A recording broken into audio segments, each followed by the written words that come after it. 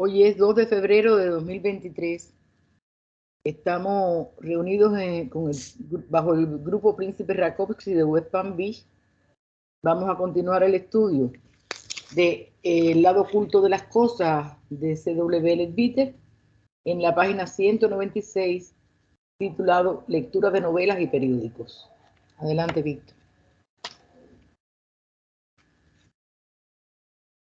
Abre el micrófono, Víctor. Invocación de inicio. Que los venerados maestros de sabiduría y compasión que dieron al mundo la teosofía y la sociedad teosófica nos ayuden en este trabajo que vamos a realizar en beneficio de la humanidad. Hay una beatitud y un poder más allá de nosotros mismos que vienen en ayuda de aquellos que están preparados para recibirlos. Volvámonos hacia aquellas grandes fuentes de las cuales emana la fortaleza y la inspiración para todos los que, olvidando el yo, están resueltos a aprender y a compartir sin reserva. Bueno, sin más preámbulo, le damos la palabra a nuestro querido hermano Gaspar Torres. Hermano, entonces vamos a continuar, como había ya anunciado, en la página 196. Lo vamos a proyectar, no nos habíamos dado cuenta que no estaba viéndose. El subtítulo, Lecturas de novelas y periódicos.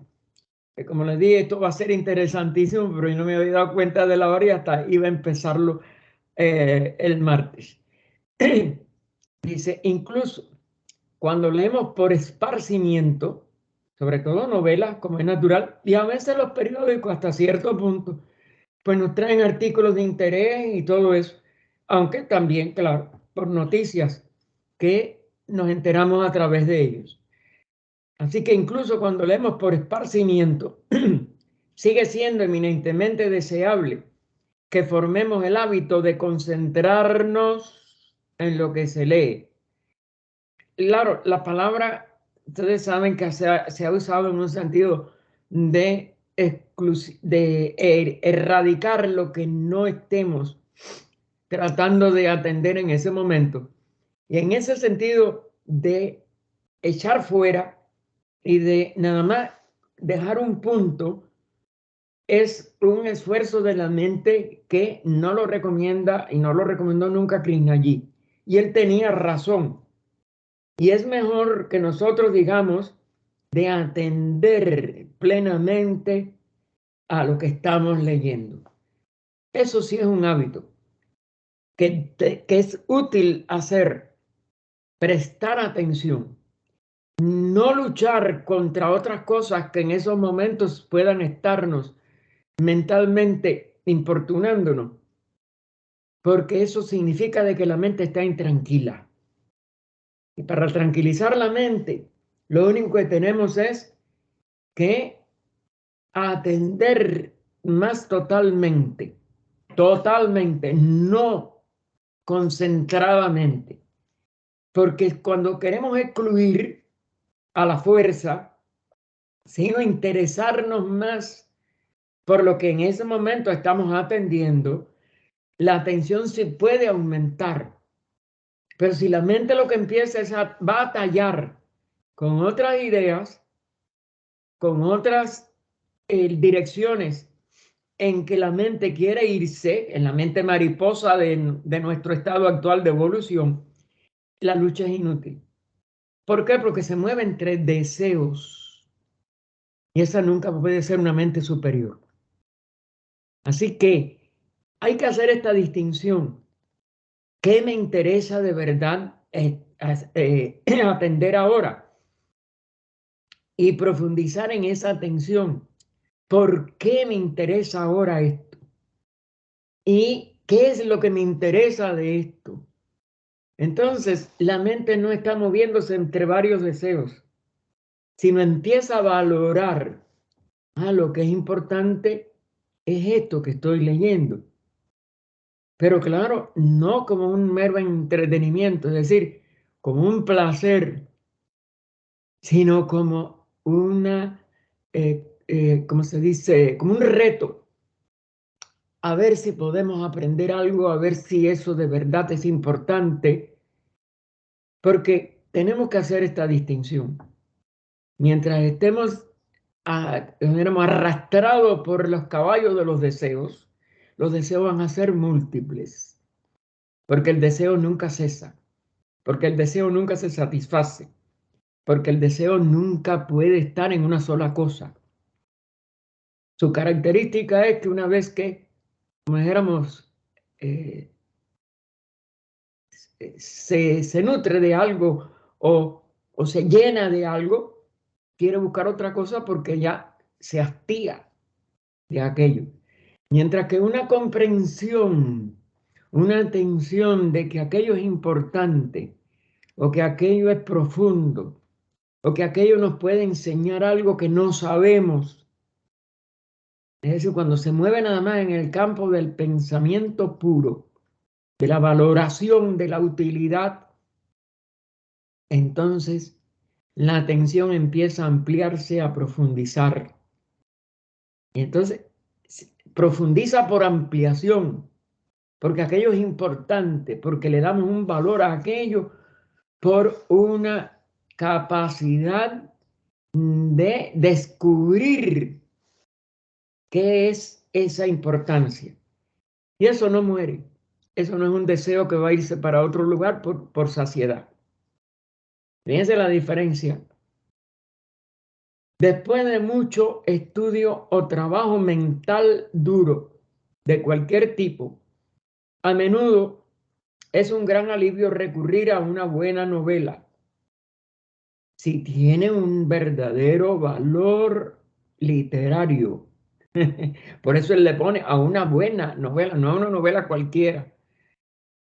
Es decir, si la novela es superficial, claro que nada más que va a tratar de deseos fútiles, de deseos tontos, también, entonces, como es un deseo, no va a rendir el fruto que nosotros queremos en el sentido que le está explicando aquí. Poder atender profundamente, ampliamente, totalmente el valor de aquella obra literaria. No es lo mismo las novelas superficiales de Corín Tellado, como se les decía en Cuba, que era una de las autoras que más brillaban en la época, por lo menos que yo empecé a saber lo que era el género novela, todas estas cosas, que todo era sobre cosas fútiles y tontas. A una Ana Karenina, a cualquiera de estas obras monumentales de los grandes autores del mundo, como fue León Tolstoy en este caso. Y no hay ningún daño, continúa Leadbeater, al hacerlo siempre y cuando se observe moderación. Es decir, nosotros tampoco vamos a incumplir nuestra vida de deberes para nada más sentarnos a leer novelas. Y indudablemente que hay muchas personas superficiales que descuidan sus deberes, ya sean del trabajo, de hogareño, lo que sean, y se pasan horas y horas y horas en una cosa fútil, sin valor hasta literario, o con un valor muy superficial. La persona que dedica toda su vida a la lectura de novelas está cediendo a la disipación mental, ¿ven? Es decir, no es que ustedes digan, y entonces se compran una colección de novelas o las buscan ahora que hay online, etcétera, etcétera. Eso es un viksepa en el lenguaje ya del yoga, ¿eh? Es decir, un entretenimiento de la mente que salta de un lado a otro y ustedes lo único que hacen es degradarla a una mente que no puede atender.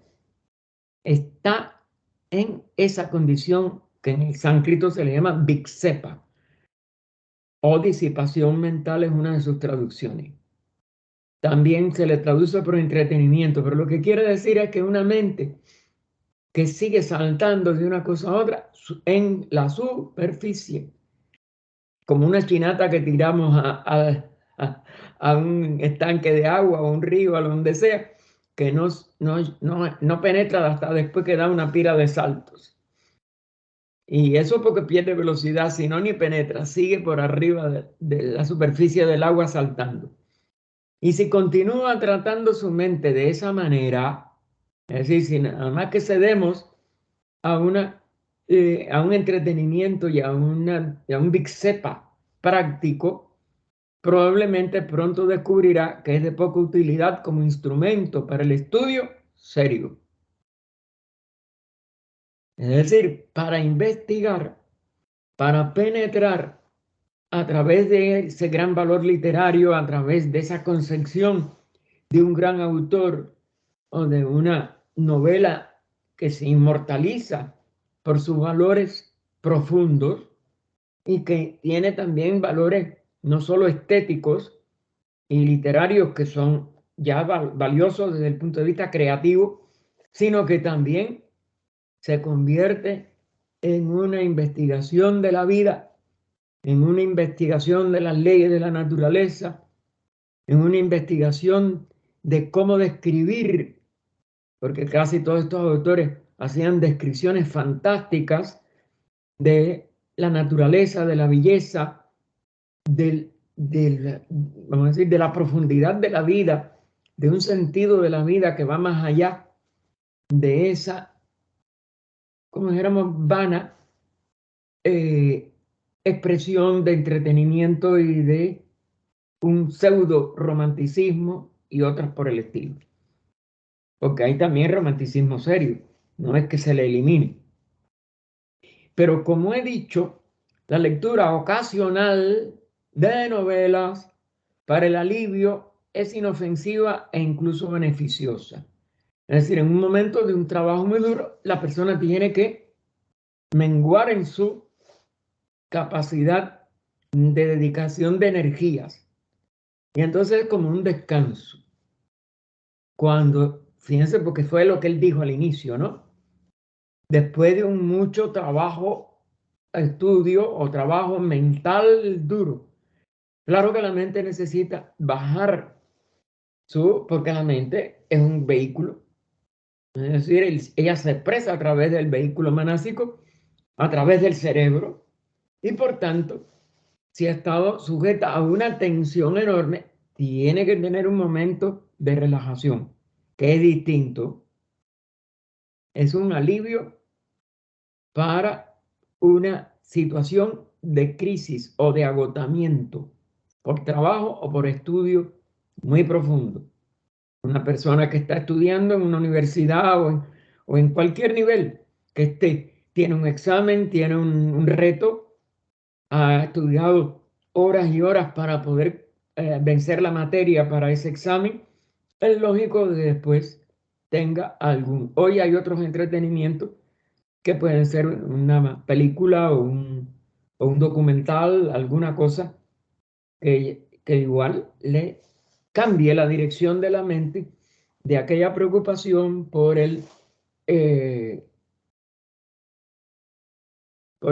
examen, por la materia que no comprendía y que tiene que vencer con un estudio muy fuerte.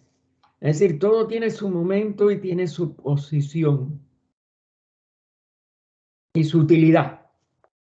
Incluso entonces, es bueno no leer descuidadamente. Es decir, aun cuando sea para el alivio de un trabajo muy duro o de un estudio muy recio por un reto, no se debe de leer descuidadamente, superficialmente, no. Si vamos a escoger algo que de verdad tenga un contenido, aunque un contenido no de reto para un examen o para una aplicación a un trabajo que nos ha hecho ya una demanda muy grande de energía y de atención. Entonces, bueno, pero no con descuido. Leer atendiendo lo que sea una cosa que no requiera una nueva tensión, sino una cuidadosa y dedicada comprensión de lo que se está leyendo. Así que incluso entonces, bueno, no leer descuidadamente, que es otra cosa, sino tratar de formar una concepción clara de cada personaje, en el caso del ejemplo de la novela, hacer que las personas vivan y se muevan ante uno. Es decir, la imaginación complementa lo que nada más que está en palabras con imágenes de una, como dijéramos, dramatización o expresión seriada de conversaciones o de cualquier tipo de hechos que la novela nos trata de narrar. Cuando el autor escribió su historia, creó una serie de formas de pensamiento. Y volvemos a decir, claro, autores serios, autores de calidad. Recuerden estas cosas que se hacen todas las semanas y hasta todos los días para ganar dinero y todo eso, ni les da tiempo a crear una forma de pensamiento. Pero un novelista serio, un novelista de profundidad, de verdad, de valor, que tenga valor, como en esa línea de la literatura, pues va siempre a tener una imaginación aplicada a un hecho ficticio, pero que puede introducir una serie de virtudes humanas, de reacciones humanas, de enseñanzas sobre lo que es mejor de una de esas situaciones, la que lo resuelve, la que lo complica. Muchos otros lectores desde entonces han entrado en contacto con ellas, es decir, con la forma de pensamiento de ese autor serio que ha hecho una novela que tiene cierta importancia o cierto valor creativo. Recuerden sobre todo, porque es el que tiene una forma de pensamiento que el escritor ha hecho ideando esa trama, ideando esa sucesión de acontecimientos. Y entonces los que la han leído, los otros lectores, las han fortalecido. Al entrar en contacto con la forma de pensamiento, los lectores serios que se hayan interesado en comprender el tema de la novela y su desarrollo y su final, pues van a tener también toda una serie de contribuciones hacia las formas de pensamiento originales del autor. Y a dejar entre paréntesis, aunque algunos prefieren construir un nuevo juego propio. Es decir, hay lectores que la novela, por su valor sobre todo, les ha inspirado a imaginarla diferente, a darle un diferente fin, a variar algunas de las escenas que se han desarrollado, y con frecuencia es posible ver con la mente el conjunto original del autor, las formas de pensamiento originales que él expresó y que él casi, vamos a decir, deja en el plano interno, en el plano mental, indelebles por la calidad de él, porque él es el que tiene capacidad creativa, y así seguir su historia exactamente como era su intención. Es decir, que los lectores que hayan ya precedido nos pueden dar una serie de formas mentales de sugerencia. Si el que lee prefiere la del autor, pues va a reforzar la que el autor expresó originalmente. Si alguna de esas formas le sugieren una idea que le es más, como éramos, más atractiva, pues quizás se dejen arrastrar por aquello que hayan aportado los lectores previos al lector actual. De algunas historias bien conocidas, hay muchas representaciones en los mundos mental y astral, es decir, el de deseo. Porque indudablemente en la vida práctica, mientras no nos espiritualizamos, recuerden que la mente va unida al deseo. Y es como decía Krishnaji, es mente-deseo. Y esa mente-deseo lo que sí tiene una limitación. No la podemos trascender ni elevarnos al nivel de iluminación abstracta de los arquetipos, de las ideas, y mucho menos a Buddhi, que es donde empieza la verdadera espiritualidad humana. Manas, cuando es concreto y lleno de deseos, es el puente hacia la personalidad, o el puente del alma, del ser, para expresarse a través de la personalidad, por tanto del yo. La mente abstracta es la que tiene relación con los arquetipos, nos puede ir poniendo en relación con las causas de nuestra personalidad, que es nuestro propio ego reencarnante, y eventualmente, si seguimos ascendiendo hacia lo más alto de nuestra propia mente superior, hacia esos arquetipos originales de donde nosotros procedemos como alma reencarnante, pues nos podemos conectar entonces e iluminarla a través del principio búdico, pero ya tiene que estar totalmente ajena y desvinculada de los deseos.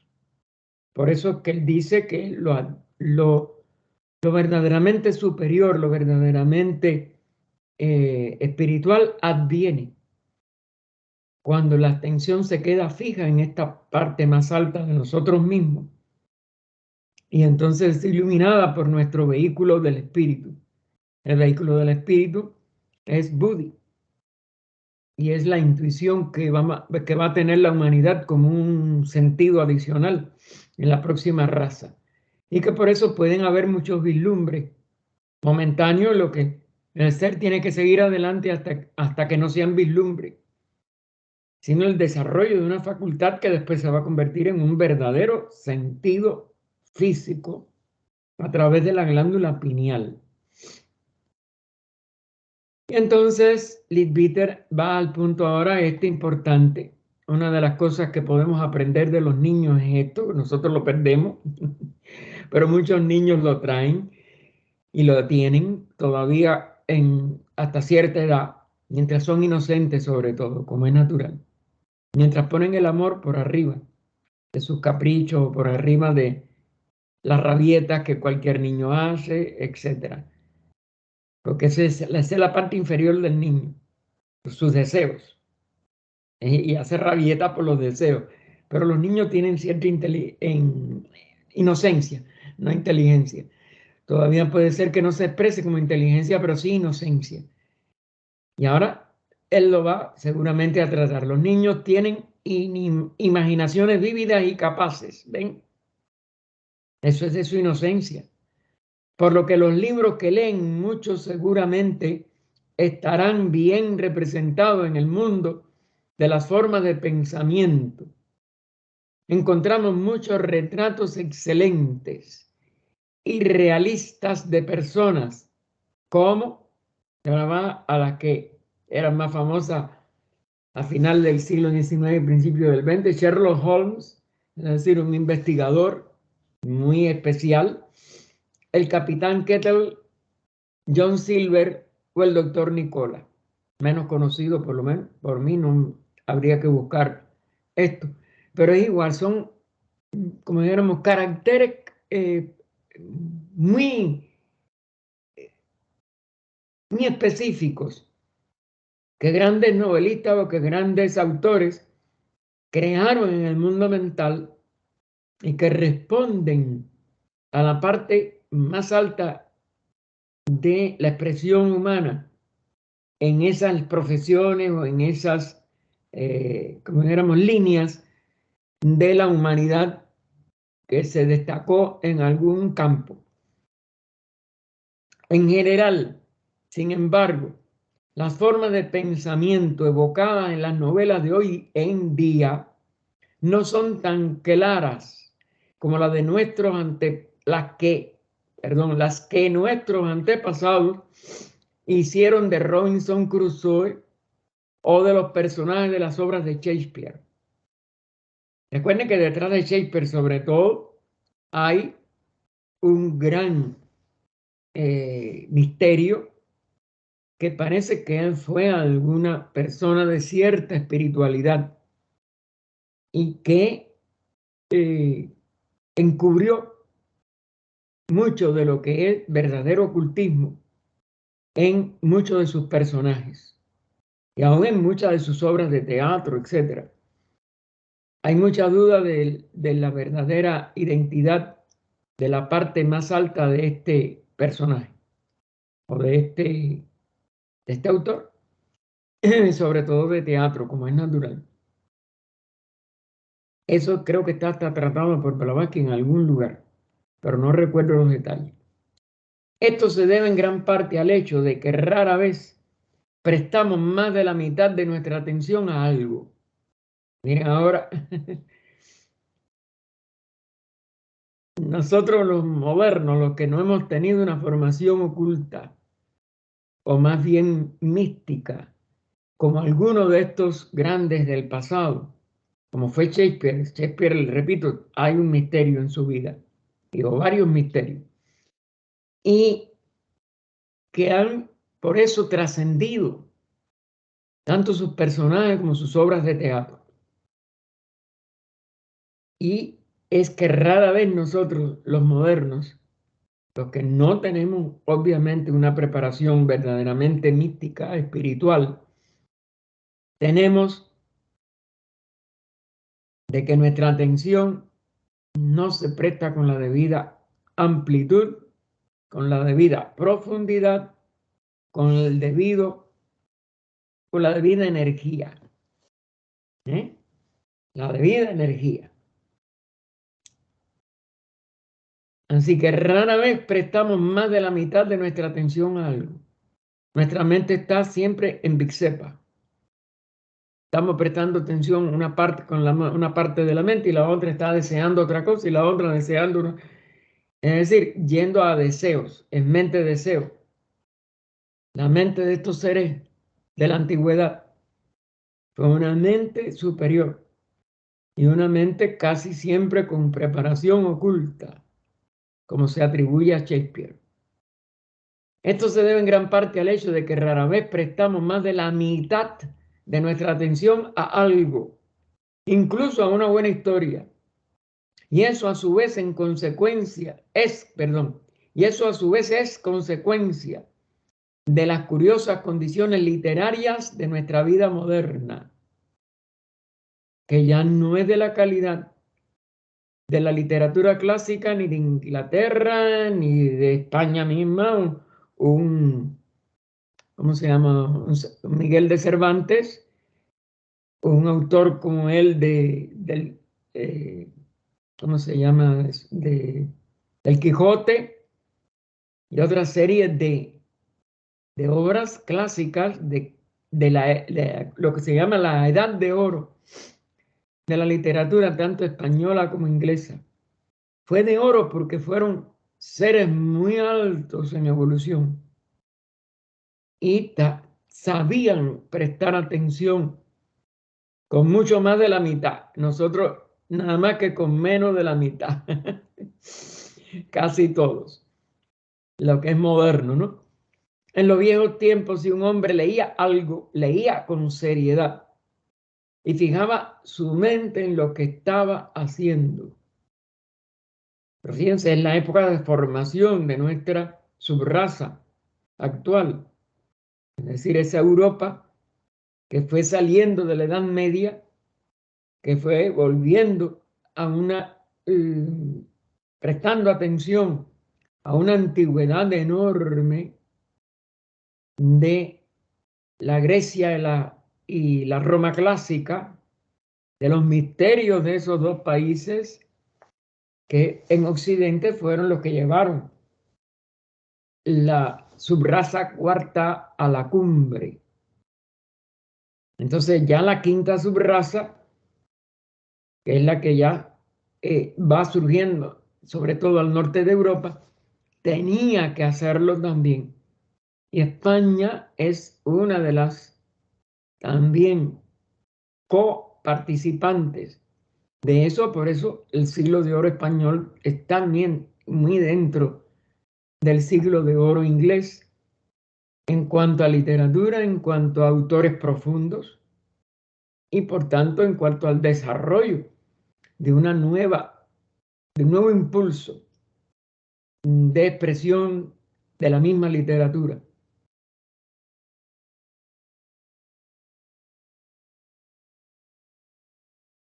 Así que bueno, en los viejos tiempos, si un hombre leía algo, leía con seriedad y fijaba su mente en lo que estaba haciendo, ¿ven?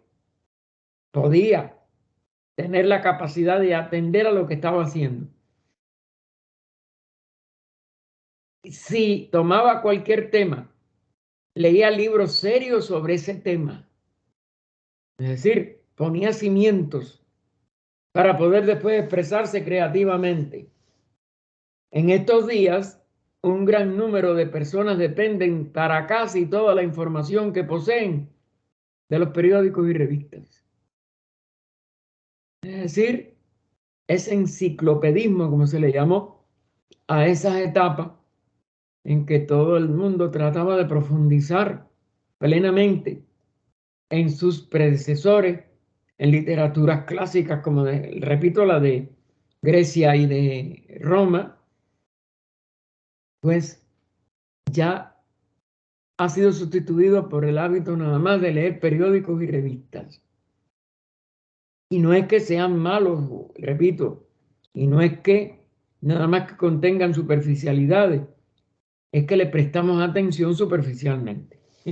Y parte de la atención, no la atención completa. El artículo de la revista o del periódico transmite de una forma práctica, para fácil asimilación, una cierta cantidad de información superficial sobre su tema. Es decir, la profundidad de esos antiguos ya no vienen en revistas y periódicos. Y entonces dice, su tema, cualquiera que sea, da suficiente para que un hombre pueda hablar a la ligera sobre el asunto en una mesa de comedor. Es decir, mientras se está atendiendo a comer o preparándonos o en la sobremesa después de comer. Pero no lo suficiente como para poner a prueba su intelecto o darle un sentido de esfuerzo mental. Y claro, el que la civilización haya seguido aumentando en velocidad, lo único que ha hecho es empeorar eso con los novelones de las películas, de la televisión, de los videos modernos, en que todo sucede de una manera, vamos a decir, superficial también, y en que todo el mundo mira aquello superficialmente. La mente que obtiene su información de esta manera no tiene una comprensión real de ningún tema. Es decir, se queda como la chinata que les dije, dando tropezones contra la superficie del agua y sin poder penetrar en ella. No tiene una base sólida y debido a que se ha acostumbrado a alimentarse de fragmentos altamente especiados, es decir, le ponen mucho condimento, mucha sal, igual que en lo físico, los alimentos supercondimentados y supersalados, todos son negativos para la salud física. Este tipo de alimento mental y emocional y de deseos, también altamente especiados, nos hacen el mismo daño que el exceso de sal y de especies en las comidas. se encuentra incapaz de digerir una comida más satisfactoria.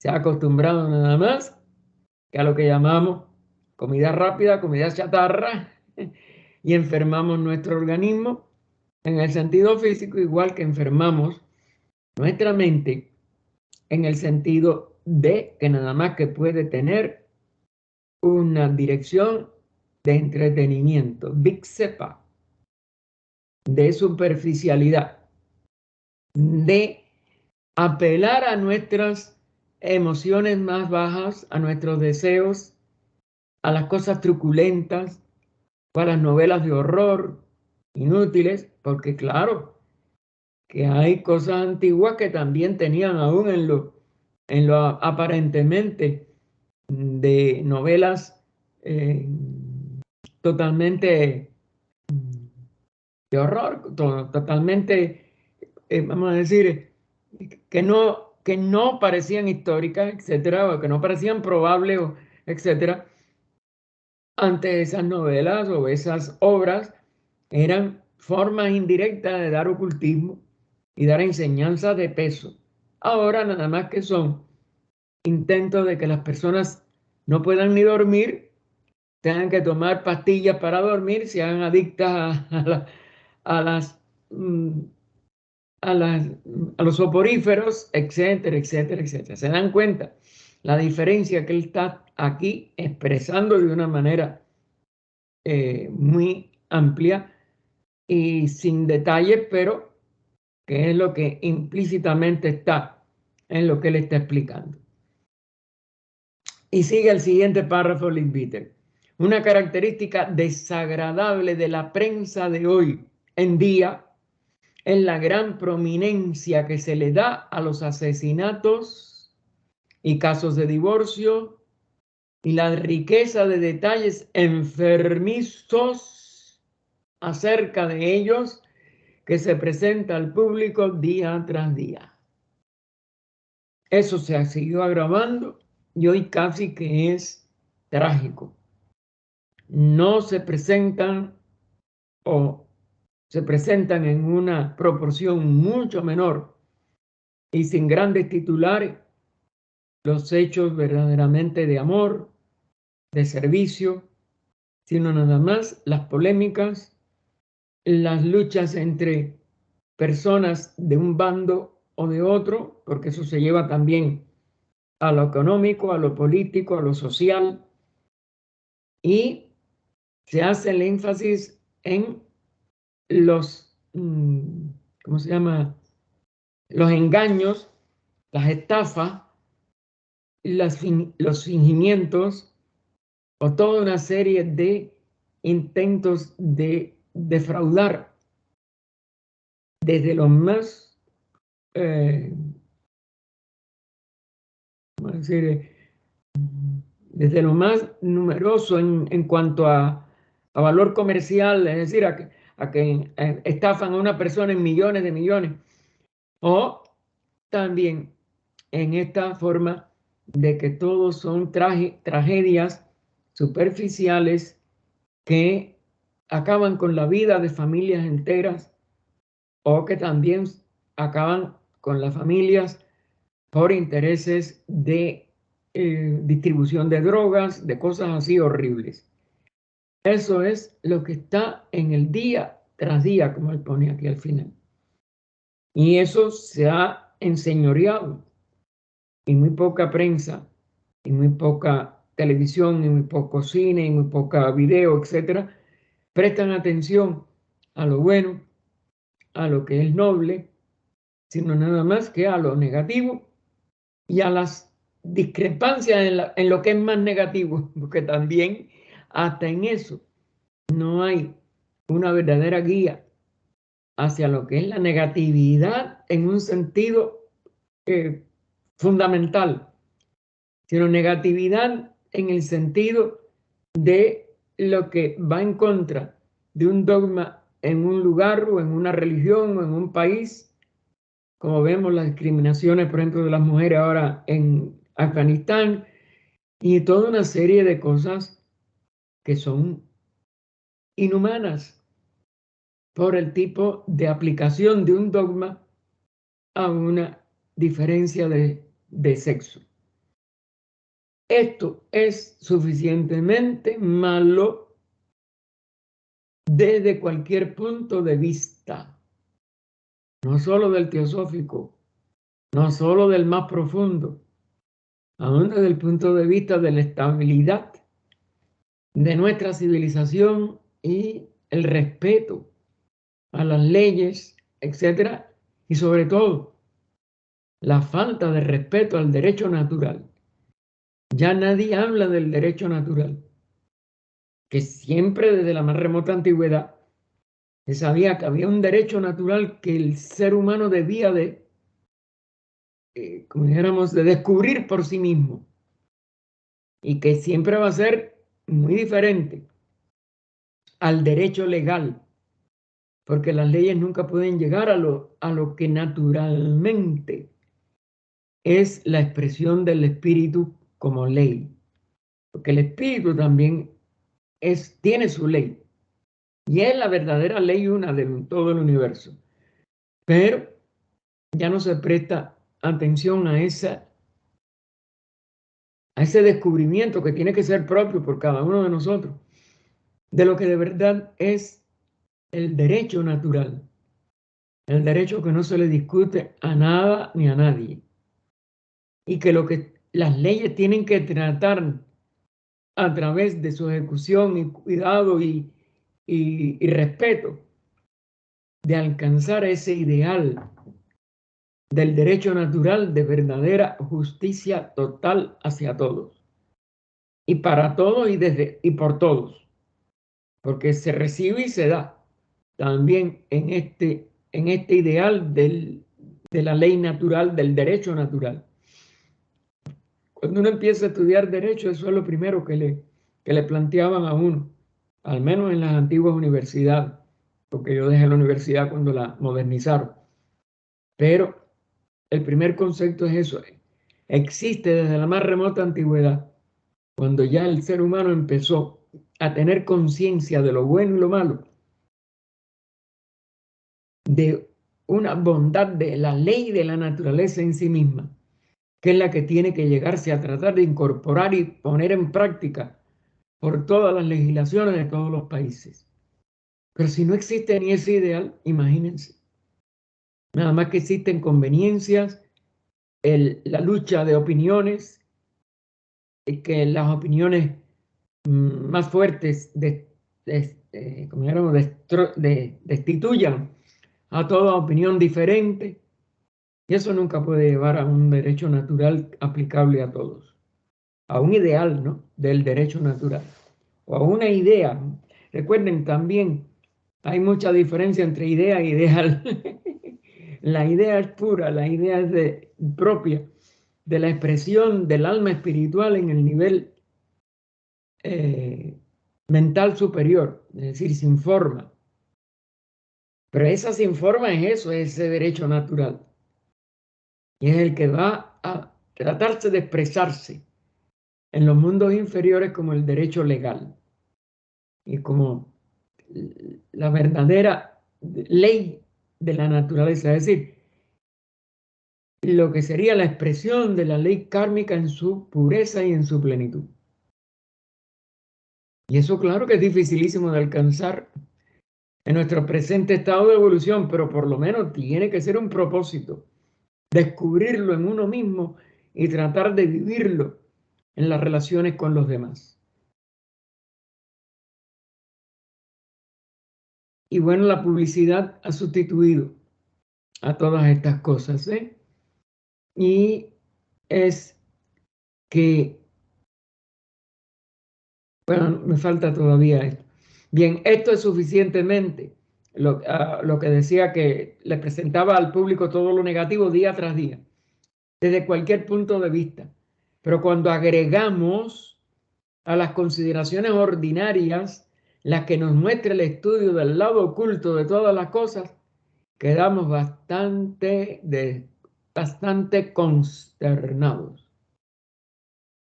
Es decir, eso que es palpable, que no debía de ser lo negativo, lo único que se exprese en las noticias o en las informaciones de la actualidad a través de la prensa, a través del radio, de la televisión, de todos los medios que hay ahora, a través del internet. No, cuando se ve la parte oculta de ese hecho, de que lo negativo es lo que predomina, como si lo positivo ni existiera, o como si lo positivo no pudiera volver a predominar en una civilización que se estabilizara a través de la verdadera espiritualidad, pues entonces en la parte oculta tiene algo que él nos va a decir ahora, ¿no? Quedamos bastante consternados. Estar consternados de verdad, en shock por lo que sucede en los mundos internos con esto que se ha ido agravando. El internet lo que está haciendo es agravar esa situación a un nivel crítico. Dice, el resultado de esta publicidad, nada más que publicar lo negativo, lo trágico, lo distintamente, espérense, déjenme ver. No, yo no puedo contestar, no es conocido. Porque si era algún gente yo tenía, pero después veré, si dejan recado, sabré si es algo que no, lo que no identifico con nombre, la llamada. Y como es tanto, miren, eso es otra de las cosas que tiene el teléfono. Lo que entra de llamadas inútiles, de propaganda, de publicidad, es agobiante. Entonces, pero si dejan un mensaje y lo puedo leer o oír, porque has hablado, pues veo y entonces sé si es algo de valor o es una publicidad que yo no voy a prestar atención. El resultado de esta publicidad lasciva, en el sentido destructivo, de ruptura de la familia, de agresiones, de muertes, asesinatos o al menos intentos de ello, o de sufrimiento enorme, muchas veces de niños inocentes que todavía, claro, traerán su karma, eso no invalida la ley kármica, pero ¿por qué? Si no sabemos el karma anterior, permitimos o somos, como éramos testigos impasibles del abuso a una pequeña criaturita. Indudablemente que todo eso está enredando el karma colectivo de la humanidad y el individual de esa familia, y eso es espantoso, como es natural. Así que el resultado de esta publicidad lasciva, porque todo tiene que ver con lo material, con los deseos inferiores, con las pasiones, es que todo en el país que en todo el país se generan constantemente grandes masas de formas de pensamiento vívidas y objetables, porque todas están expresando algo malo, algo doloso, algo que no es justo hacia los que no tienen una acción previa en el asunto, sobre todo eso, la niñez. La gente se imagina los horribles detalles del asesinato, porque lo describen o lo filman.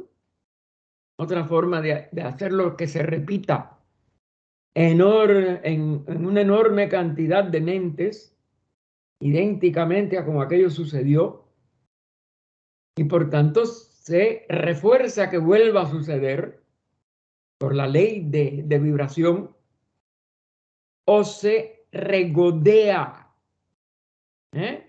porque a veces las descripciones son para que la persona y lo imagine desde un punto de vista negativo, es decir, de sus propios deseos inferiores, o se regodea libidinosamente sobre hechos sugestivos o comentarios relacionados con el caso de divorcio, por ejemplo. Eso lo vemos, las figuras que son famosas, entre comillas, porque eso no es verdadera fama, pero bueno, que son muy conocidas por la política o por la economía o por el arte o por el mal llamado arte, también que ha ido degenerando de una manera pasmosa y a una velocidad increíble, pues salen todas las noticias y unos toman un partido, otro, es decir, divide las opiniones de los demás, porque claro que nadie se queda sin responder a la acusación, y entonces todo eso, como ustedes ven,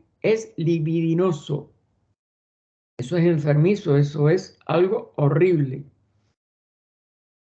Sobre hechos subjetivos o comentarios relacionados con el caso de divorcio y las formas de pensamiento resultantes, todo es que si le dan, como si dijéramos, pensión para alimenticia para los hijos, si la cumplió, si no la cumplió, si la protestó, o comentarios relacionados con el caso de divorcio y las formas de pensamiento resultantes.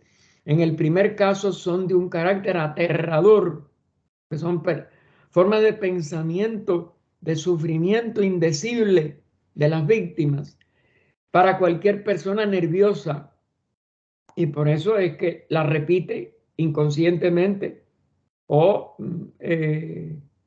miedosamente, por miedo, que pueda ser influenciada por ellas. Y en el segundo caso, constituyen una clara tentación hacia el pensamiento y la acción malvados.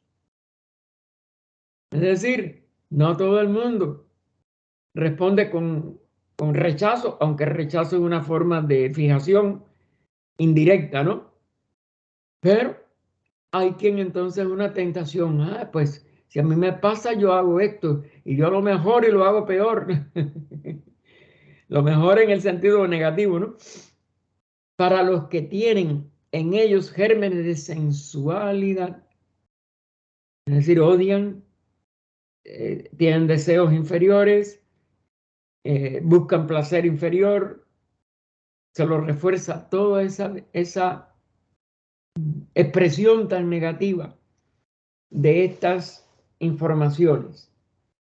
Esto no es una mera suposición, nos asegura ahora el Bitter, en cuanto a lo que debe ocurrir. Es una crónica definida de lo que ocurre constantemente en lo invisible. Es decir, que él, que pudo bajo su maestro desarrollar un tipo de visión, veía que eso era un hecho y que eso reforzaba no solo el karma negativo de lo sucedido, sino que impulsaba a todos los seres que vibraran en,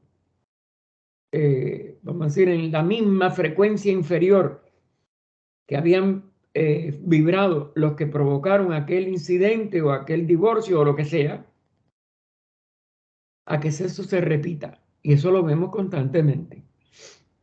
De la necesidad que había en los países, sobre todo por la dependencia de la mujer al no trabajar, a tener una serie de condiciones de inferioridad económica.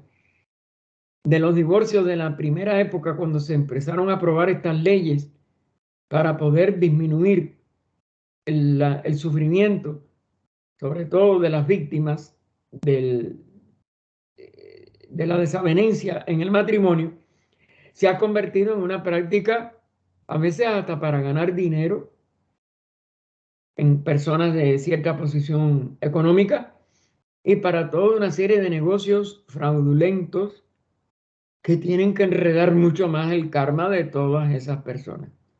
Es decir, que lo único que se está haciendo es agravando la situación interna y por tanto los karmas externos que van a venir como consecuencia de todas estas violaciones de la ley superior de unidad, de amor, de desinterés, de servicio mutuo, que debe de presidir todas las relaciones humanas, incluidas, como es natural, las relaciones sexuales, las relaciones de matrimonio y cualquier otra derivada de esta misma, de este mismo uso del sexo que anoche que estábamos en la logia Anivesa viendo la respuesta de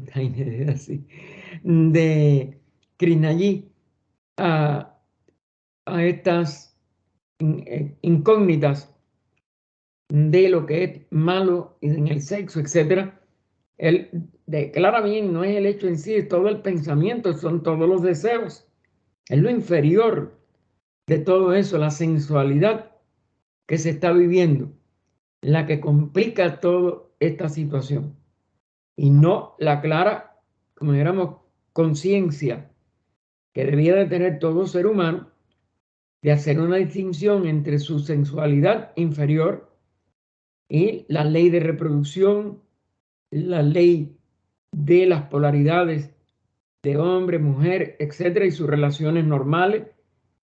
Todo eso no entra en juego en ninguna de estas vorágines de deseos y de descontrol de esos deseos por gran parte de la humanidad, por una cada vez más creciente proporción de los seres humanos, que es lo que es más difícil y más terrible, porque es difícil de solucionar cada vez más por el empecinamiento de las personas en ir hacia abajo cuando nosotros ya estamos en un arco ascendente. Y eso lo vemos constantemente a nuestro alrededor en la vida práctica, en la vida familiar.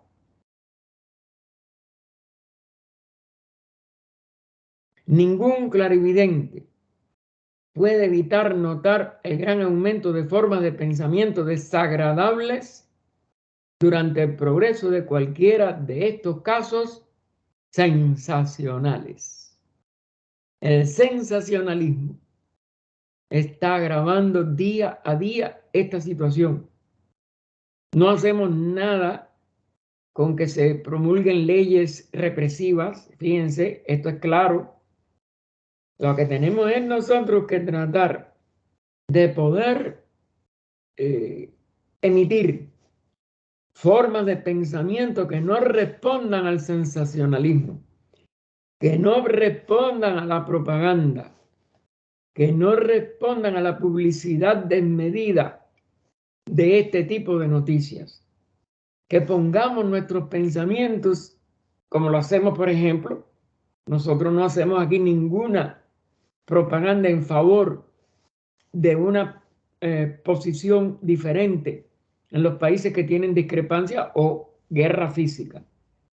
Nosotros es a la totalidad de los seres que enviamos nuestros pensamientos de paz, de armonía, de compenetración, de, como dijéramos, sacar de nuestras vibraciones todo pensamiento de separatividad y llevar todos nuestros corazones y mentes a la unidad, a la paz interna, que es lo único que puede traer la paz externa, y nunca no, pero este es el que agredió a este, no, el otro es el que agredió al otro. Eso no nos corresponde a nosotros. A nosotros nos corresponde la paz interna del corazón. O como decimos siempre, solo lo lee después de la apertura de la logia Nivesan, el hermano Francisco, desde nuestro centro interno de paz. Sintamos armonía, emitamos esa armonía, que esa armonía llegue vamos a decir, a nuestro sistema humano completo, es decir, a toda nuestra humanidad, a todos los seres, a todas las criaturas. Porque en una parte decimos, claro, aplicado nada más que al centro original de Crotona, en la meditación diaria de aquí, del centro. Pero en general decimos, en toda comunidad, en toda parte de la tierra, que podamos sentir armonía con la naturaleza y el mundo circundante. Y los seres humanos, específicamente, que vivimos en ese entorno, o que estamos en ese momento, en ese entorno, pero hay que llegar al planeta completo. Y englobarlo en ese amor y en esa unidad. Que todos nosotros nos molestamos en un momento, pero enseguida parar eso y no dejarle que coja alas. Volver a la tranquilidad, no. Yo tengo que ser un centro de paz donde quiera que me encuentre. Ese es el único estudiante de teosofía que persevera en disminuir lo que hoy parece irrefrenable e imparable en este mundo de hoy, en las familias, en cada familia, en cada comunidad, en cada ciudad, en cada país y en el mundo entero. Estamos totalmente desbocados en lo negativo. Y muy pocos hacemos estos pensamientos, y muy poco o menos todavía de los que ponemos nuestros pensamientos en esto, perseveramos. Cada vez que nos sorprendemos un pensamiento de separación hacia algo, no. Y sustituirlo por un pensamiento de paz y de armonía. Y enviar nada más que paz y armonía a nuestro alrededor. Es como único podemos mejorar la situación del mundo y no seguir cooperando. La mayoría de las personas, por ejemplo, otro hecho que cada vez se hace, por eso les hablé hasta de internet, que buscan, por ejemplo, presentar cosas agradables, que eso no es malo, en las redes sociales. Pero enseguida que ven algo de una persona que puso algo para el concepto de la persona incorrecto, empiezan a atacar la incorrección de que creen que tuvo esa persona. No hay que atacarla. Hay que hacerle un llamado a que lo que digo divide y que lo que tenemos que poner en las redes sociales, en nuestros pensamientos, en cada momento de nuestro día es lo positivo. Que si sucedió ya algo negativo en la noticia, no la podemos desconocer, sucedió. Pero enviar un pensamiento de armonía, de paz, de bendición hacia el que estaba sufriendo, o ya sufrió o ya no sufre, pero desencarnó, lo que sea. Pero nunca justificar la separatividad y no participar de ella. Eso para mí sí es el primer deber de todo estudiante de teosofía. Nosotros estamos en la sabiduría divina, interesados en ella. Nosotros estamos tratando de incorporarla a nosotros a través de meditación, estudio, servicio, compartir con todo el que sufre, los enfermos, etc. Pero nosotros no tenemos que interceder en que este es el que tiene la razón, el karma lo sabe. Nosotros no. Nosotros ni somos jueces, no somos parte de la ley kármica como Lipica, no tenemos que anotar lo negativo. Nosotros no sabemos casi de todo lo que llega a nosotros como noticias, etcétera, la realidad. Pero aun cuando sea la peor posible con respecto a un ser o a una persona, no debemos de reforzarlo con nuestra negatividad hacia la otra. Debemos reforzarlo con nuestra bendición, con nuestros buenos deseos y con toda la compasión si de verdad esa persona ha hecho algo negativo. Desde el más vulgar asesino hasta el más discreto ladrón. Nosotros no tenemos que ver con eso como jueces. Karma tiene su sabiduría y la sabe aplicar. Nos pasa algo desagradable, es mi karma. Seguimos adelante. Pero no prestar atención al instrumento a través del cual nos llegó el karma. Ese no es nuestra incumbencia. El teósofo no tiene que ser juez de nada ni de nadie. Tiene que ser el que perdona, ama y compadece a todos. Compadece a los que consideremos o sentimos que están equivocados. Y ama y bendice a todos los que vemos algo que nos gusta o algo que nos alegra, algo que nos halaga. Y entonces, bueno, este crecimiento, este aumento, como él pone, este aumento de formas de pensamiento desagradable, donde quiera que haya un sensacionalismo de algo negativo, de divorcio, de pelea, de cualquier otro hecho delictivo mismo, etc. Lo único que si prestamos atención a eso, aumentamos las formas de pensamiento desagradables. Y por tanto, estamos cooperando a que eso crezca y crezca y crezca y crezca. Con nuestras meditaciones de amor por los que sufren, de la paz de todo el universo, nosotros contribuimos a formas de pensamiento positivas que van a apresurar la solución de esta crisis del Kali Yuga. ¿Qué es crisis del Kali Yuga? Es crisis del Kali Yuga. Pero que nosotros no somos los jueces para decir quién es el culpable y quién es el inocente. No sabemos. Ni nos interesa eso. Lo que nos interesa es a culpables e inocentes, a los dos, emitir la mejor buena voluntad, con compasión para los que de verdad sean delincuentes, para los que de verdad estén equivocados, y de admiración y apoyo y estímulo a los que de verdad estén, como nosotros, empeñados en mejorar la humanidad y la manifestación de este mundo.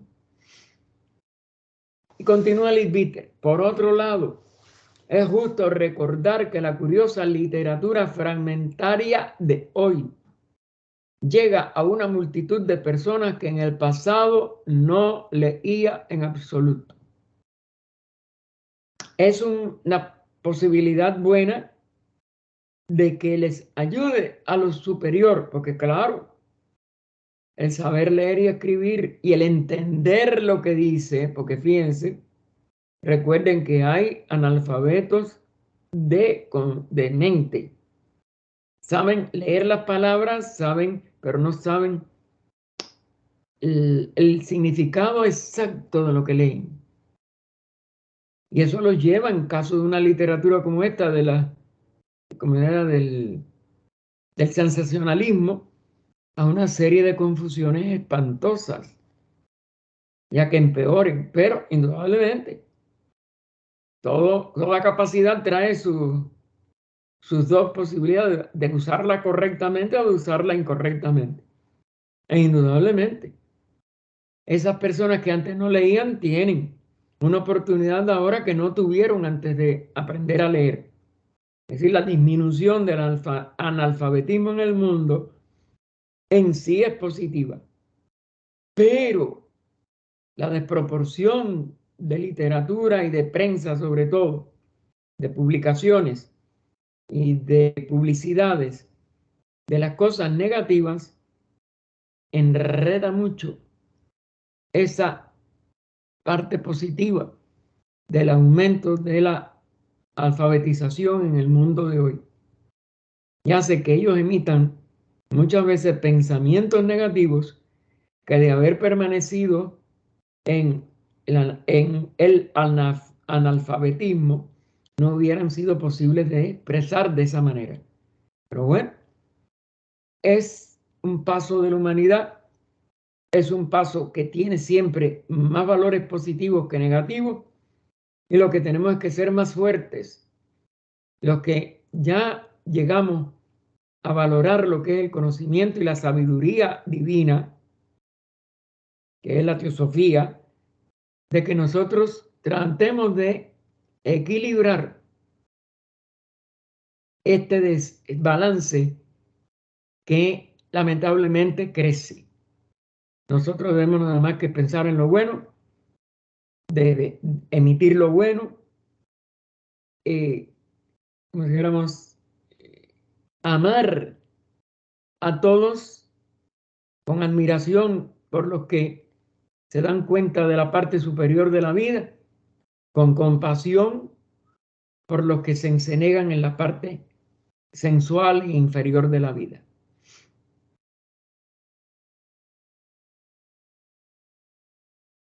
Un hombre que es de corazón y por disposición un estudiante realmente serio, estudia ahora como lo hacía en el pasado.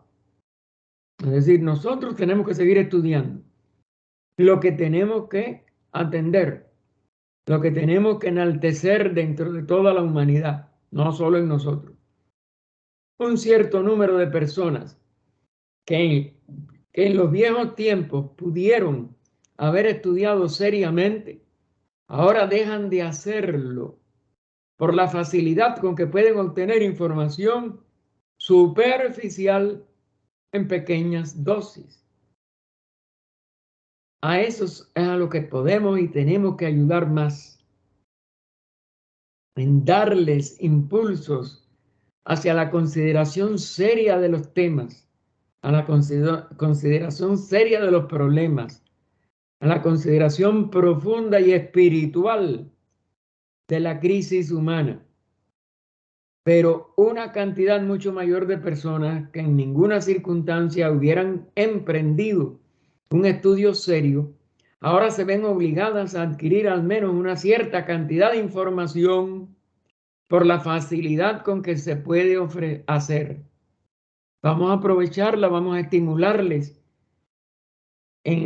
como dijéramos, con buenos pensamientos que puedan de verdad traspasar la limitación actual de la literatura puesta a su disposición a través de lo superfluo, de lo propagandístico, de lo superficial, y vamos a inspirarles con pensamientos de amor y de una invitación constante a que sigan hacia adelante y hacia lo alto. Muchas personas compran una revista en un viaje en tren con el propósito de leer las historias que se cuentan en ella. Terminándolas antes de que termine el viaje, llenan su tiempo empapándose de los otros contenidos de su periódico. Y de esa manera aprenden muchas cosas que no conocían antes. E incluso puede ser llevada su atención hacia algún tema que les atraiga, en el que ahora aprenderán a interesarse seriamente. Es decir, la oportunidad es la que tenemos que tratar de inspirar. Aprovecha la oportunidad, por superficial que sea la revista, para interesarte en algo serio, en algo profundo, en una noticia científica, en una noticia de una nueva forma de curar una enfermedad, en una nueva forma de servir a la humanidad, en una nueva oportunidad de inspirarla hacia lo espiritual. Pero tenemos nosotros que nacer primero a eso.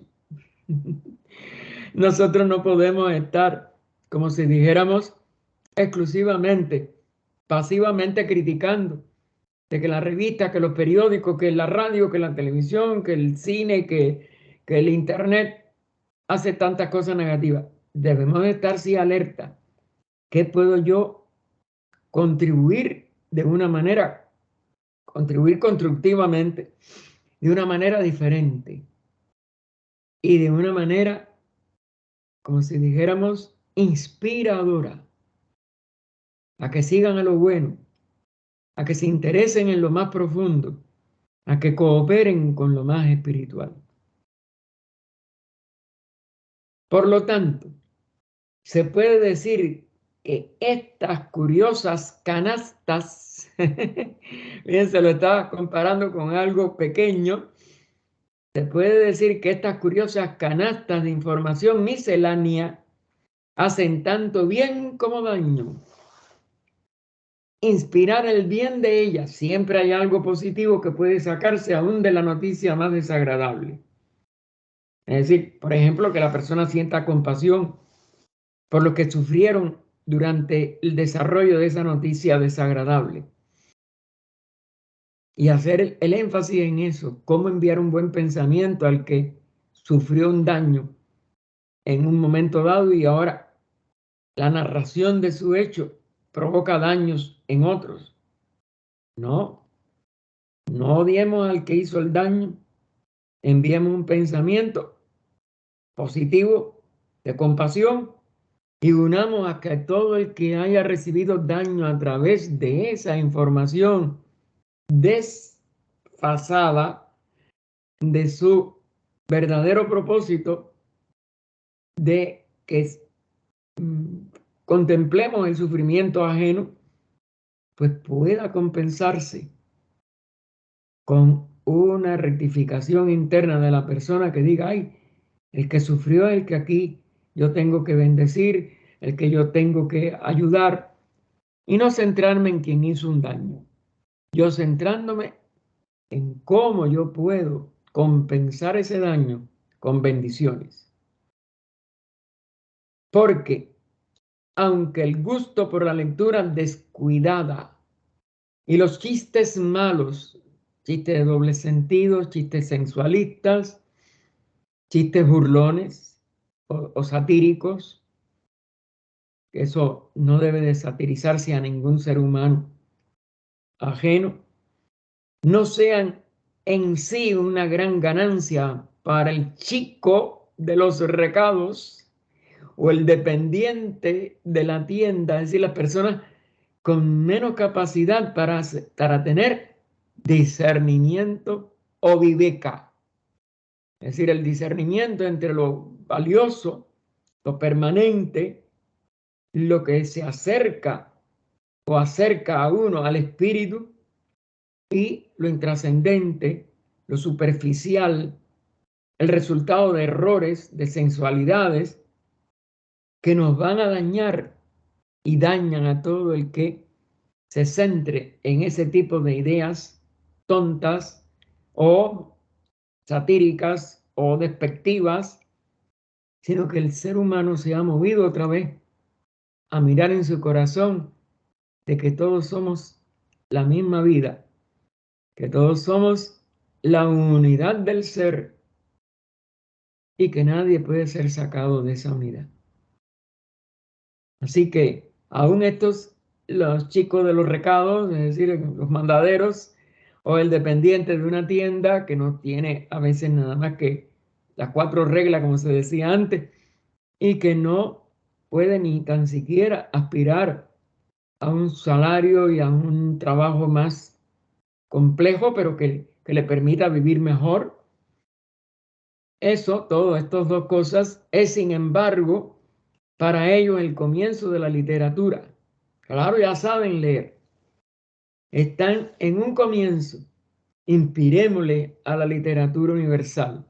Inspirémosle a la creatividad de los grandes autores. Y ocupa una cierta cantidad de su tiempo que fácilmente podría ser peor gastado en las tabernas o en compañía dudosa. Es decir, planeando a ver a quién pueden robar o a quién pueden mentir, etc. Es decir, que aún esa literatura puede uno tratar de estimular a los que han tenido acceso a este nivel todavía básico a que entren en ellos mismos hacia un nivel superior, a que descubran que hay otras alturas de ese tipo de literatura hoy predominante, que es, vamos a decir, superficial y sensual o sensacionalista, que son 3 aspectos de la misma limitación. En días anteriores a la junta escolar,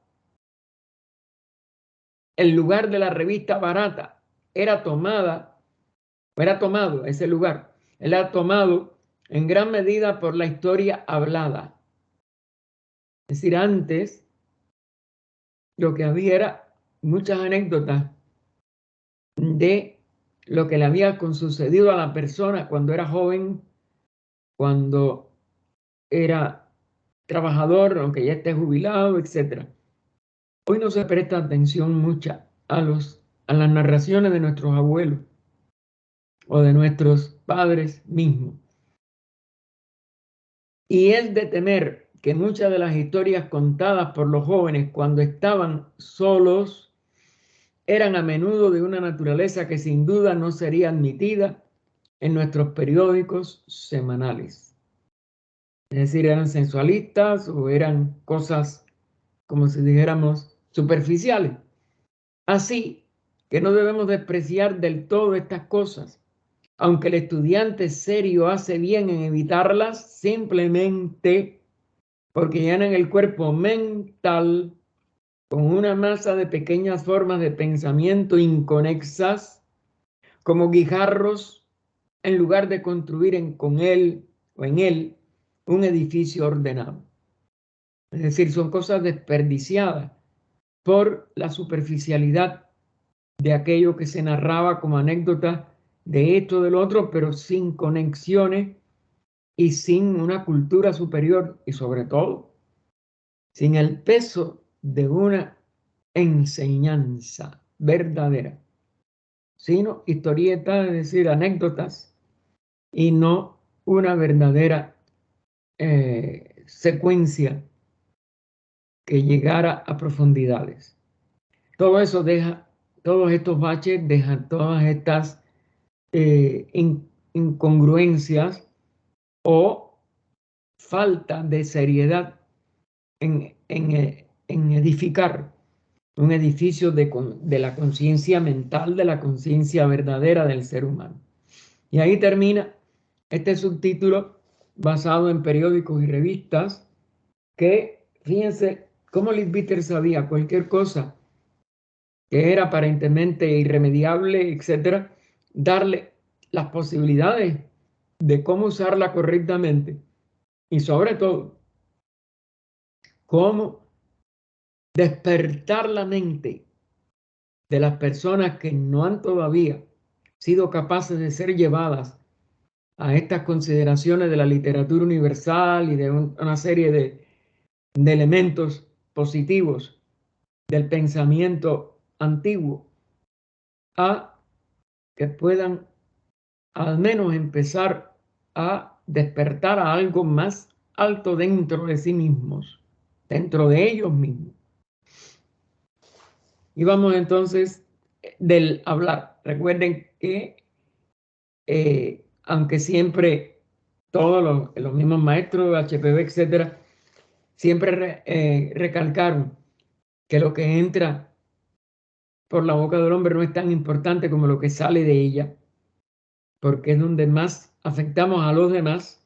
Lo que entra por nuestra boca sí nos puede afectar a nosotros si nosotros ingerimos o hacemos que entren en nuestro cuerpo cosas negativas, pero eso son sustancias y es lo directamente físico. Pero lo que sale de nuestra boca siempre es la expresión del pensamiento y es por lo que tiene que cuidarse.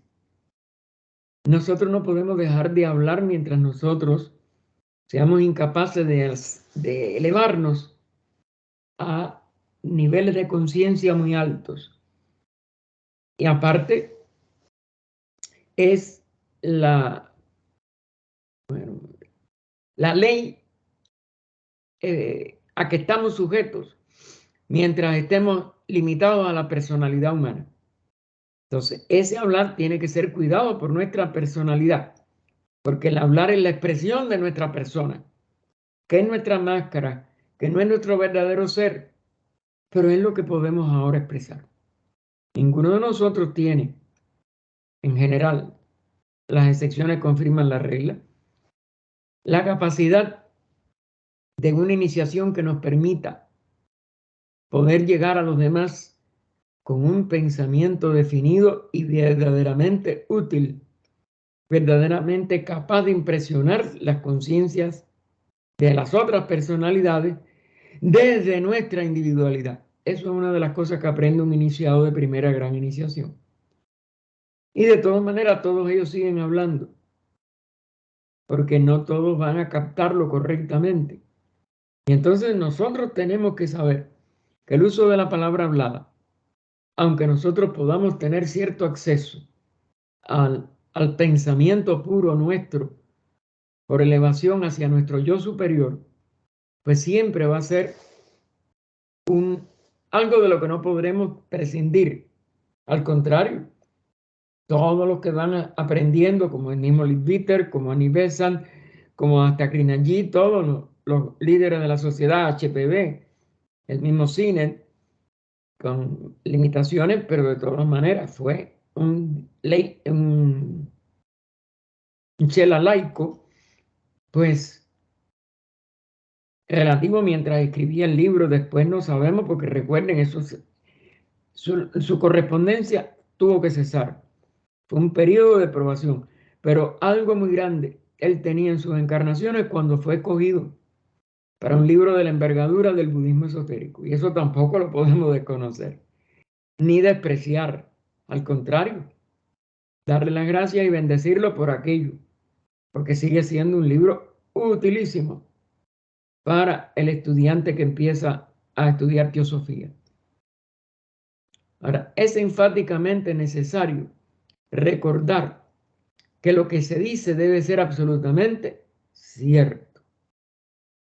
Recuerden, eso viene desde la más remota antigüedad de las instrucciones de la antigua Aryavarta, de la antigua India, recogido por las enseñanzas que Krishnaji recibe del maestro Kahachi en A los pies del maestro, pero Anivesan nos da hasta las escrituras antiguas originales de donde el maestro se lo dio a su discípulo y él lo volcó en palabras más asequibles a nosotros.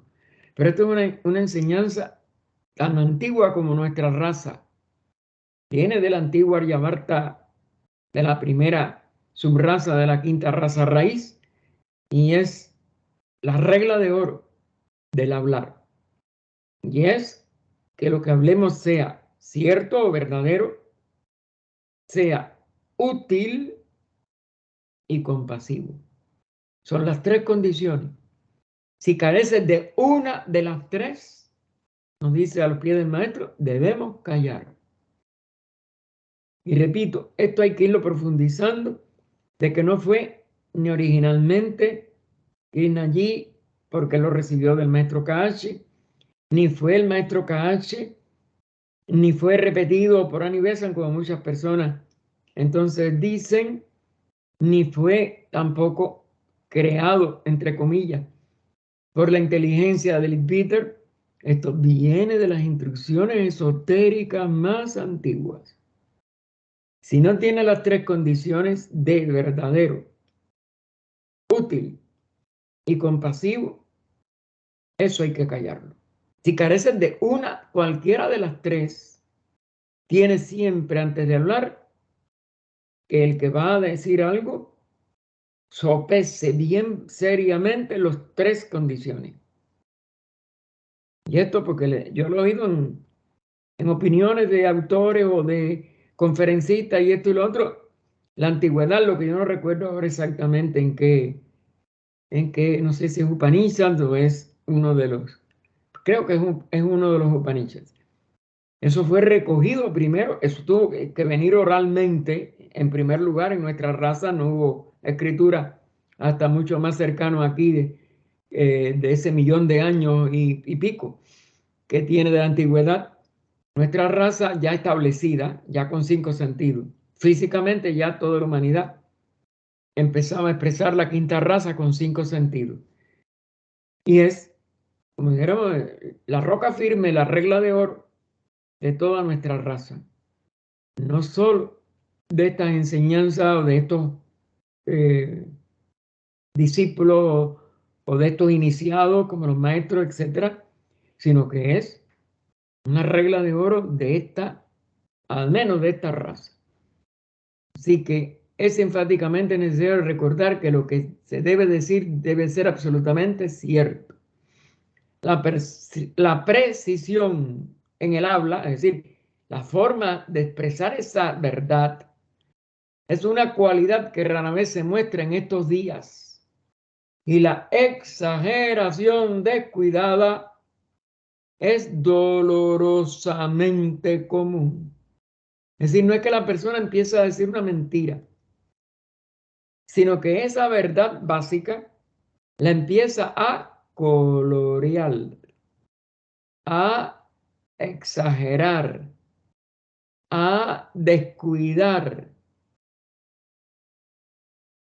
Pero no es la verdad pura. Que la persona, por ejemplo, fue testigo o que ha descubierto dentro de sí o que ha recibido como lo que es verdad. Recuerden, verdad es la captación en nuestra conciencia de la realidad. de lo que es real. Entonces no podemos exagerar. Sí, básicamente hemos presenciado un hecho, pero al nosotros explicar lo que presenciamos, le agregamos, le deformamos, exageramos, ya deja de ser la verdad entera, está siendo deformada. Así que fíjense cómo Dieter nos dice la precisión en el habla, precisión, no es solo verdad, sino que sea verdad precisa. Y ya esto raramente se muestra en nuestros días. Eso se demuestra en los círculos esos que se hacen a veces para pasar una declaración cualquiera de cualquier cosa que se estudie, de un ser a otro a través de un círculo grande en donde nadie oiga lo que cada uno le dice que está al lado. Cuando llega el primero que lo dijo, llega tan deformado que a veces las personas dicen, yo no dije eso, eso no es así, esto y lo otro, porque no es solo una exageración, es una deformación a veces, pero increíble. ¿Por qué? Porque es una condición psicológica de nuestra mente llena de Big Cepa, llena de entretenimiento actual. Y oímos un cuento, es decir, una narración de algo que tenemos entonces que repetir al que está a nuestro lado y ya nosotros le agregamos, le quitamos, lo deformamos en algo. Y el de al lado igual, y el de al lado igual. Y cuando regresa a nosotros ya no es lo que originalmente nosotros mismos dijimos. Así que la exageración descuidada es la que es dolorosamente común. Muchas personas son habitualmente tan flojas en sus decires, es decir, en lo que dicen, que pierden todo sentido del significado de las palabras. Si la persona que me dijo algo me lo dijo con determinadas palabras, yo debo de tener cuidado y repetirlas. Lo más, no porque las tenga que decir de memoria todas, pero lo más cercanamente a lo que oímos, porque lo acabamos de oír. Y si lo vamos a repetir, debemos repetirlo más o menos como lo oímos. Así que constantemente dicen terriblemente cuando quieren decir muy. Es decir, empiezan a exagerar. Oye, te voy a contar una cosa muy desagradable. Ya me lo dijeron a mí así, ¿no? Cuando yo se lo digo al otro, oye, te voy a decir una cosa terriblemente desagradable. Muy y terrible ya es una exageración, ¿se dan cuenta? O describen algo como matador cuando intentan transmitir la idea de que es ligeramente divertido. Es decir, te vas a morir de risa. Sí nos dijeron algo divertido, pero yo no tengo que decir que la vamos a matar de risa. Ya esa es una exageración. ¿Se dan cuenta cómo él está haciendo dos ejemplos de exageración? El ocultista no debe dejarse llevar por la costumbre en este asunto, porque eso es lo que sea, es dramatizar, exagerando, sino que debe ser meticulosamente exacto en todo lo que dice. Si a mí me dijeron que era muy tal cosa, yo no les debo agregar, es terriblemente cómico, por ejemplo. Me dijeron, oye, te voy a decir algo muy cómico. Y cuando yo lo voy a repetir, oye, te voy a decir algo terriblemente cómico, te vas a morir de la risa. Y la persona lo que me dijo, mira, te voy a decir algo que es muy cómico y que te puede también a ti hacer sonreír o hacer reír. Y ven cómo lo exageramos, lo convertimos en algo dramático. Las formas mentales no son las mismas. ¿Eh? Entonces, si uno aspira a ser teósofo, ya no ocultista, quizás como decía, ¿cómo se llama? Leadbeater en aquella época, pero por lo menos un aprendiz de teosofía o un estudiante de teosofía, no debemos de llevarnos por la costumbre de exagerar, sino que debe ser meticulosamente exacto en todo lo que dice. Hay personas que consideran permisible, es decir, que no le ven importancia. Eso, si dijéramos, es indiferente casi, o es casi igual decir una mentira por medio de lo que llaman una broma. Es decir, estamos queriendo que una persona se llegue a reír y en vez de hacerle reír con algo gracioso, verdadero, le decimos una mentira que pueda ser vista como algo ridículo. Eso es una exageración que no puede hacer un estudiante serio de teosofía. Para engañar a otro y luego reírse de su credulidad. Es decir, me creyó que aquello era verdad, yo le hice un encubrimiento o hasta una mentira crasa para que se la creyera y entonces que quedara en ridículo y se riera. Una credulidad de la que de ninguna manera es culpable, porque yo le he dicho con apariencia de verdad una cosa que yo sabía que era exagerada, hasta falsa, etc. Ya que la víctima simplemente ha dado crédito al narrador, que en ese caso fuimos nosotros, y entonces entre signos de admiración por ser de un caballero decir la verdad. Y esa persona confiaba en que nosotros teníamos ese don de la caballerosidad. Y nosotros le hemos engañado para que quede en ridículo y que la gente se ría. Y verlo como una broma. No, no es una broma. Es una falta de seriedad, una falta de respeto y una falta de consideración a lo que esa persona puede sufrir o puede quedar en un entredicho ante los que vean que creyó una mentira nuestra dicha para nada más provocar hilaridad.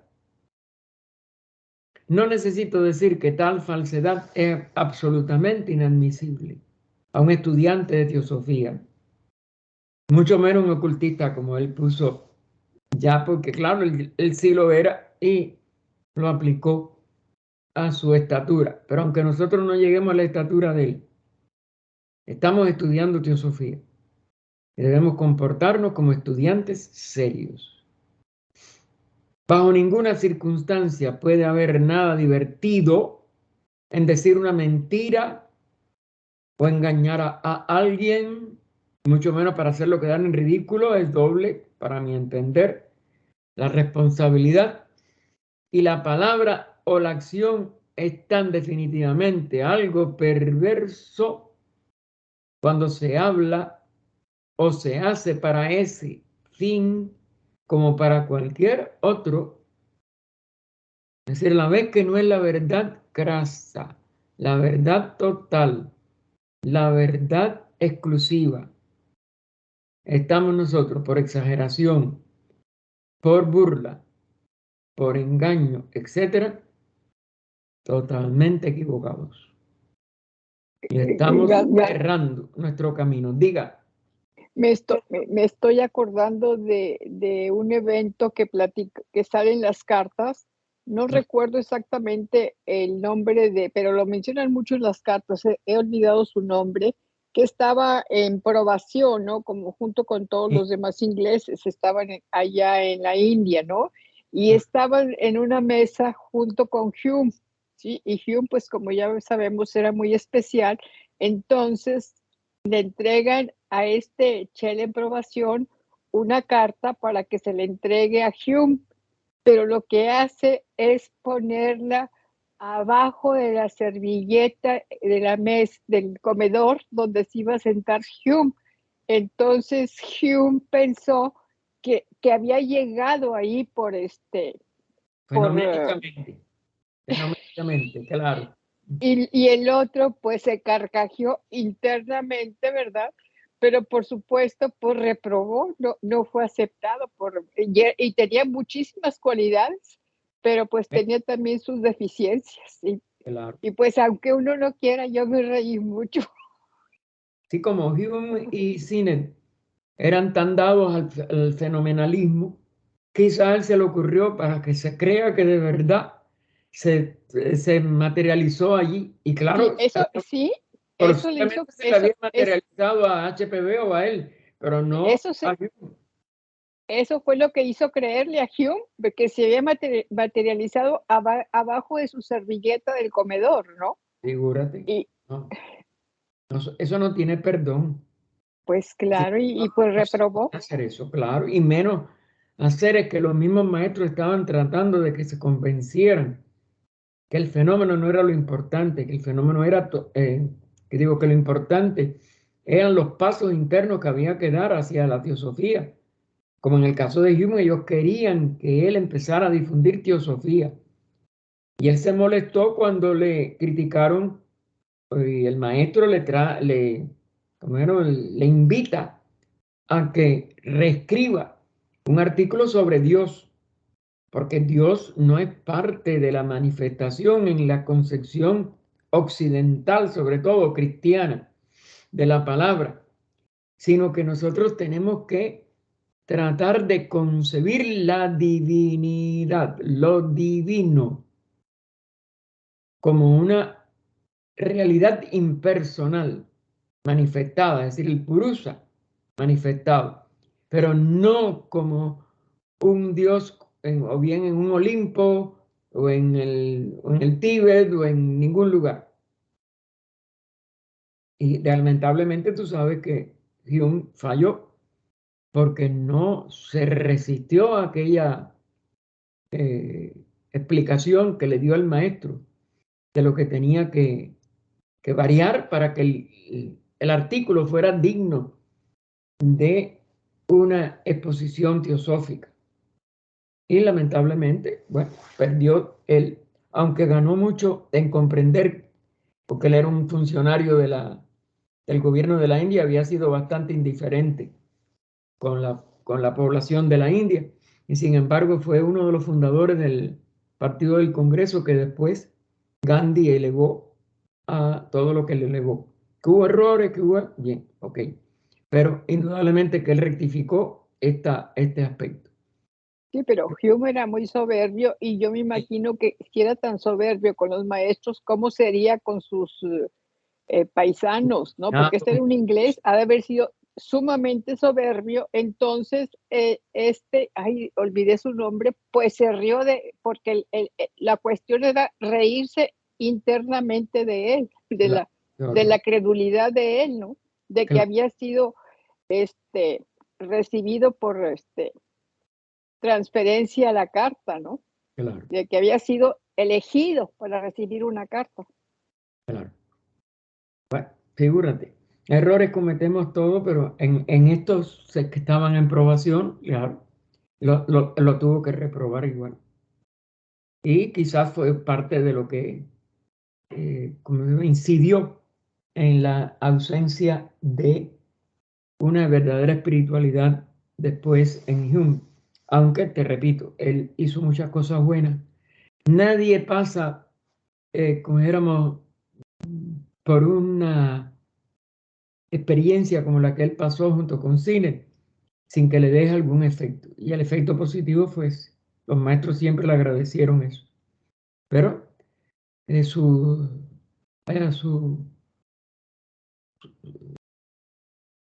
su superioridad imaginada como inglés no la pudo él trabajar por lo menos para disminuirla en algo. Y en el hombre prudente nunca discutirá, este va a ser el último que podemos leer, el hombre prudente nunca discutirá Cada hombre tiene una cierta cantidad de fuerza ya interna ganada, ¿se dan cuenta? Y es responsable de usarla con la mejor ventaja posible. Eso es lo único que nos va espiritualizando. Una de las formas más tontas de desperdiciarla es desperdiciarla en discusiones. Y lo seguimos haciendo. Si una persona no nos entendió, nosotros debemos, vamos a decir, prestarle atención. Si le podemos razonar algo, razonarlo. Pero empezar a discutir es siempre desperdicio de energía. Nadie convence a nadie, ni tiene que convencer a nadie. Puede explicar, puede abundar si no tiene una o no ha tenido una oportunidad de ver un punto de vista complementario o hasta diferente. Pero entrar en discusión es desperdiciar toda nuestra energía. La gente a veces viene a mí y quiere discutir sobre teosofía. Invariablemente declino. Porque las personas que no llegaron a tener no solo la vivencia de recibir las dos cartas que él recibe, de que nada más que él hace la decisión dentro de él, nada más que se lo dice a Blavatsky y el maestro lo recibe como chela, porque había entendido lo que el maestro quiso que él comprendiera.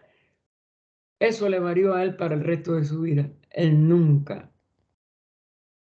Él tenía la vivencia de lo que es nacer a una nueva vida y terminó con su vida anterior en una sola lectura de la carta que el maestro le mandó. Léanlo en la carta de K.H. Alibiter, comentada por Ginarelasa magistralmente.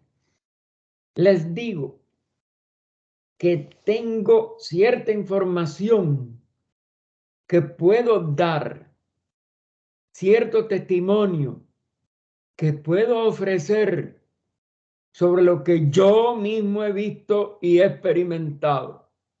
Óigame, cambiar toda su vida como la cambió.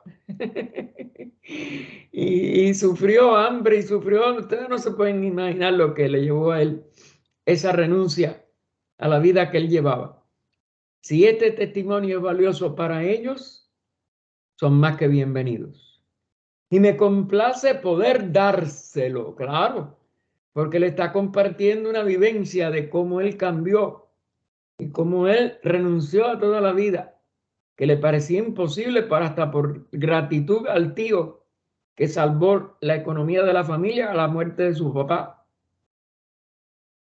Como de hecho lo he hecho una y otra vez en este y en otros libros, pero no tengo tiempo para discutir el asunto con personas que no me creen y que no lo podían creer porque lo de él era un caso, pero verdaderamente extraordinario.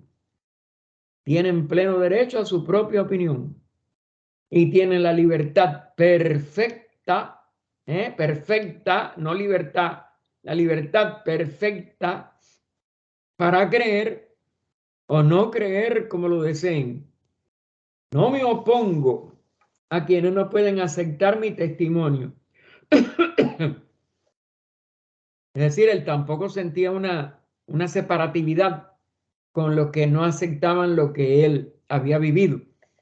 Pero tampoco tengo tiempo para perder con ellos, porque siempre que se discute se pierde.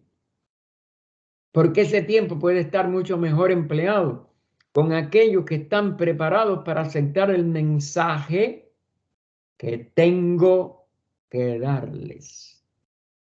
Porque él se hizo un portavoz de estas leyes, de la teosofía, de esta sabiduría divina y hasta de su propio maestro muchas veces.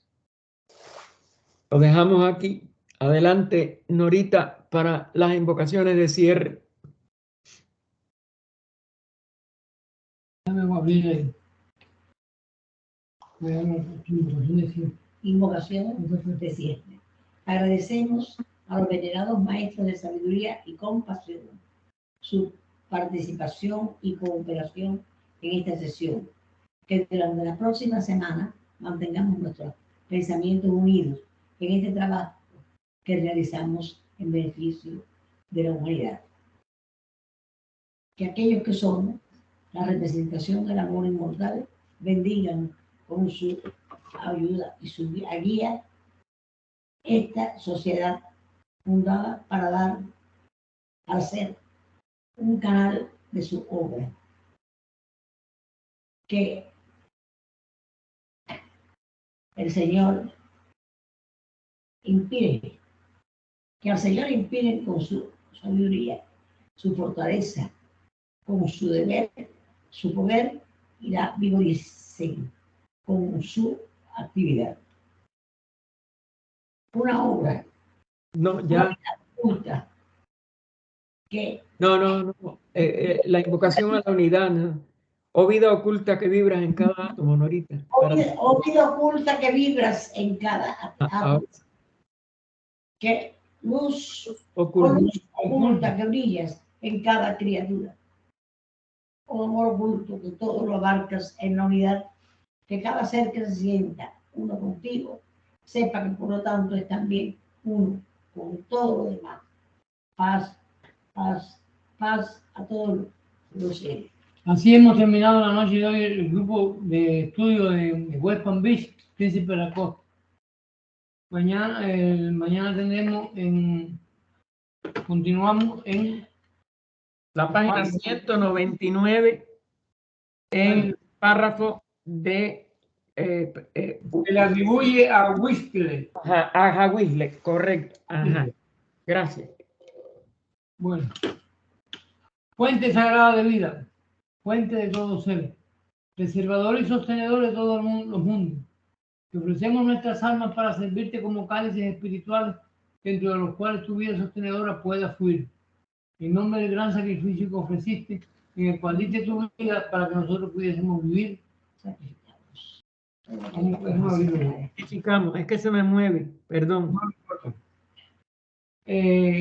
Sacrificamos todo aquello. Sacrificamos todo aquello que nos hace canales indignos para llenar tu bendición al mundo.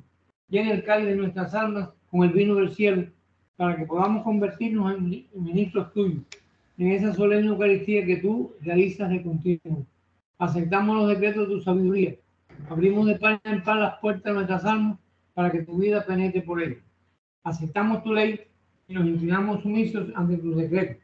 Aceptamos con igual disposición el placer y el dolor y afirmamos nuestra unidad contigo, sabiendo que solo tú puedes hacernos ser.